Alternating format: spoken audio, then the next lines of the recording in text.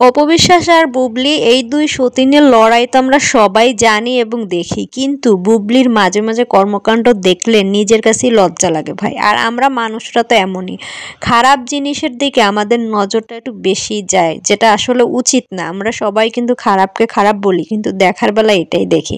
দেখেন অপবিশ্বাস শাকিব খানের কাছে পাত্তা পাওয়ার জন্য ঠিক কতটা নিচে নামছে, মানে ইদানিং সে এমন এমন নোংরা কাজ করতেছে যেগুলা দেখলে মানুষের রুচি মানে আসে না। সে মনে করতেছে যে এইসব কইরা সে শাকিব খানের কাছে পাত্তা পাবে।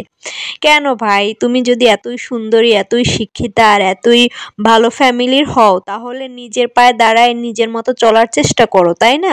যেহেতু শাকিব খান তোমারও ঠকাইছে, অপবিশ্বাসেরও ঠকাইছে, তো সেই শাকিব খানের পিছনেই কেন দৌড়ানো লাগবে? আর সেই শাকিব খানটাই কেন তেলবাজি করতে হবে? আমি এটা বুঝি না ভাই। একটা ছেলে, সে হইতে পারে মেগা স্টার, সে হইতে পারে সুপারস্টার, যাই হোক, সে তো আপনার চোখে তো আপনার স্বামী, সে আপনাকে ঠকাইছে।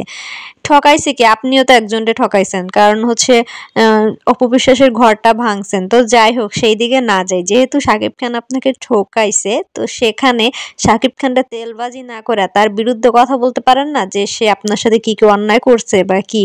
এগুলা না কইরা এমন রং ঢং করতেছে যেন শাকিব খান তারে দেখেই ক্রাশ খায়, মানে শাকিব খান তারে দেখেই মানে আগের মতো আবার ফিদা হয়ে যায়, আর হচ্ছে তাকে হচ্ছে আবার মানে অ্যাকসেপ্ট করে নেয়। এরকম পাগলামি করতেছে। বোন, এরকম পাগলামি আর নোংরামি বাদ দিয়ে নিজের কাজে মনোযোগী হও, সেটাই ভালো হবে, ঠিক আছে? কারণ কি, এগুলা করে বেশি দিন চলা যায় না।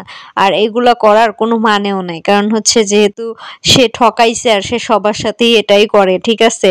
তো এর কাছ থেকে আর ভালো কিছু আশা করার দরকার নাই। আর এইরকম রং ঢং কইরা ভাজভুজ দিয়া ছবি আপলোড দিয়া শাকিব খানের কাছে চান্স পাওয়ার যে আশা করতেছেন, এটা আসলে ছাইড়া দেন। কারণ কি, শাকিব খানের ক্যারেক্টার এমনই হয়ে গেছে এখন, ঠিক আছে, যে সে হচ্ছে বিয়ে করবে গোপনে এবং একটা বাচ্চা কাচ্চা হওয়ার পরে ছেড়ে দিবে।